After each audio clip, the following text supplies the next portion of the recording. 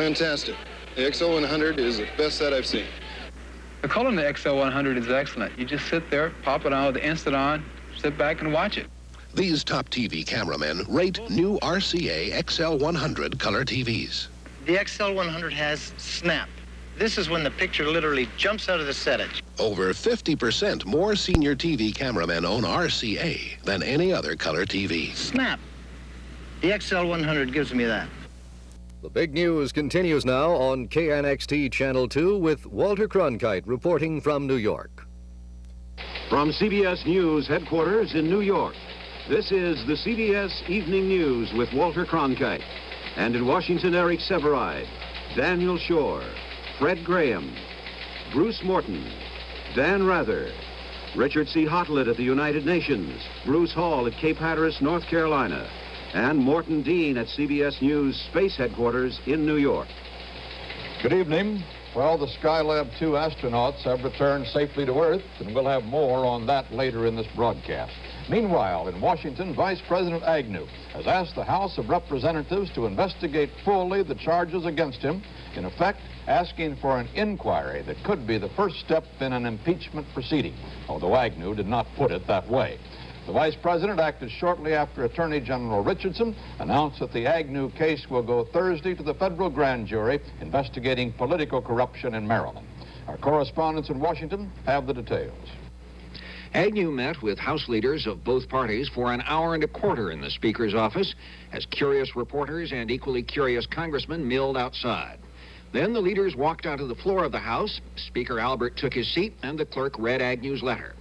Agnew himself left the Capitol a few minutes later, saying only a few words to reporters. I've just delivered a letter to the Speaker of the House. The letter speaks for itself. I won't have any further comment at this time. I may have another comment in a few days. And outside, Agnew had nothing to add to that. In the letter, Agnew says his lawyers have told him the Constitution forbids any criminal proceedings against a vice president, and he attacks the grand jury anyway, saying he cannot look to such a proceeding for vindication. Agnew cites rumors, accusations. The source, in many instances, can only, he says, have been the prosecutors themselves. The result, Agnew says, has been so to foul the atmosphere that no grand jury could consider the matter on the merits. So he asks the House to set up a select committee to undertake a full inquiry which would lay to rest unfounded charges. Agnew cites a precedent involving 19th century Vice President John C. Calhoun, though no grand jury was involved in that case. The House did appoint a select committee to investigate the charges against Calhoun. To do that this time would require a vote by the full House membership, Democrats and Republicans. House leaders said it was too early yet to decide what they would do. Bruce Morton, CBS News, Washington. It was the first formal statement by Attorney General Elliot Richardson about Agnew in a month of swirling rumors about the case. Reporters scrambled for Richardson's statement, which confirmed reports that he, Assistant Attorney General Henry Peterson, and U.S. Attorney George Bell had held meetings over the past 2 weeks with Agnew's lawyers. Some reports had described these meetings as plea bargaining. Richardson simply called them discussions of procedures and options available to the vice president. Richardson said he'd hoped the discussions could resolve problems that might otherwise result in, quote, a constitutional dilemma of potential serious consequences to the nation, unquote. Although Richardson didn't spell this out, there's been wide concern over the obvious fact that if the vice president were indicted and did not resign, then the man only a heartbeat from the presidency would be standing trial as a potential criminal. Richardson said the discussions failed to resolve the problems.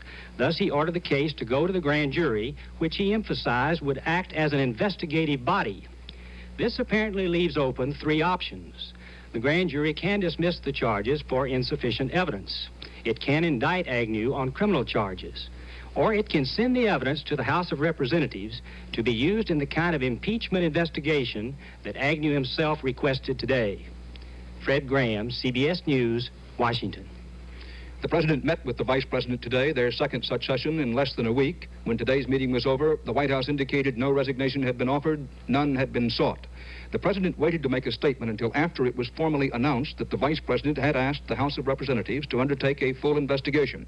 Then, in his statement, Mr. Nixon said Mr. Agnew had personally denied to him several times any wrongdoing. The President asked all Americans, quote, to accord the Vice President the basic, decent considerations of presumption of innocence that are both his right and his due.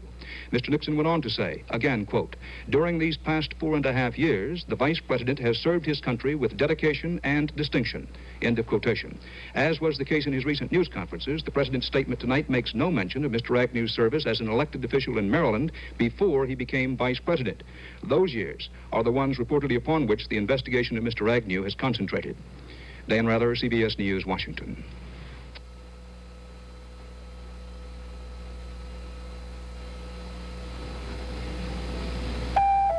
Autumn is in the air, so what could be better than a good, gooey hot fudge sundae? New hot fudge sundae cake from Gold Medal flour. It's easy to make because you mix and bake it all in one pan. That's right, one pan. And as it bakes, it makes its own gooey hot fudge sauce. Gold Medal's new hot fudge sundae cake. The recipe's right in the sack. Now you can have your cake and ice cream, too.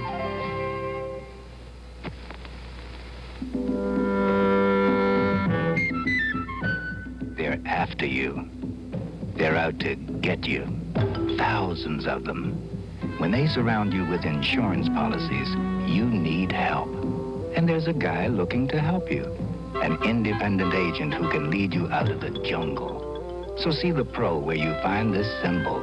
Only a member of the National Association of Insurance Agents can display it. Wanna? And now an up-to-the-minute report on the Skylab astronauts, the world's longest space travelers. They splashed down in the Pacific, and Morton Dean has this report from our New York Space Center. The astronauts are on the ship. They're okay. What we're seeing is a replay of splashdown just a few seconds before it hit the Pacific about 220 miles southwest of San Diego. Wally Schirra is here with me now, and there it is, Wally. That's the one that I guess one of the fellows said was a smack, but not too bad. Eh? Not too bad. The command module landed upside down in what is called a stable 2 condition. Nothing dangerous. It was soon righted by the inflation of several air balls. There you see the helicopter overhead and some of the swimmers in the water, attaching the flotation collar to it. The word was, almost immediately, that the astronauts were feeling good. Unlike the Apollo missions, the astronauts on the Skylab mission, there's the USS New Orleans, the recovery ship, that picture from a pool camera in a helicopter. Unlike the astronauts in the Apollo, well, here we are, we're live now. Knocking on the door, did he? Yes, may I come in? Any second now, we should be able to catch a glimpse of the astronauts, but first one of the doctors, Dr. Paul Buchanan, the chief crew surgeon, will go into the command module and take blood pressure and pulse readings, and he will determine, after consulting with the astronauts, whether or not they will walk out, be carried out, or just how much help they'll get. Looks like they got to have some safety locks in. Yeah, I'm just wondering. After 59 days together and half a day in that command module, we don't want to leave. There we go. Great. The end of the longest mission, the longest journey in the history of mankind, over 24 million miles. Dr. Buchanan will now get into that module and take some medical readings. And this was his videotape of what occurred just moments ago. Jack Lausma, the Marine Corps major, the first member of the crew to set foot on board the helicopter carrier. And Wally, he looked pretty good. He really does. I'm intrigued to notice the doctors who are handling the crew here are carrying their protection masks now. Here we see Earthmen protecting the spacemen from contamination. It's a rather interesting switch after our lunar flights. It sure is.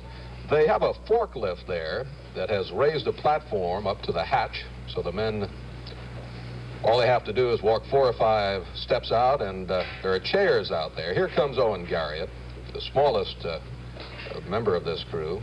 Looks like he's added some nice mutton chops on there. Yes, he took the first mustache up into space, at least for a U.S. spaceman. He brought it back, and then some. The third man out will be the commander, Alan Bean, and here he comes. There is some question whether they would have to be carried out. They've been away from the Earth's gravitational pull for 59 days. They really look quite good. They sure do. You'll notice that they strap the fellows in the seat, though. I think it's probably because the forklift is the most dangerous ride they'll have today. Probably even more dangerous than that ride in the command module down to the Pacific.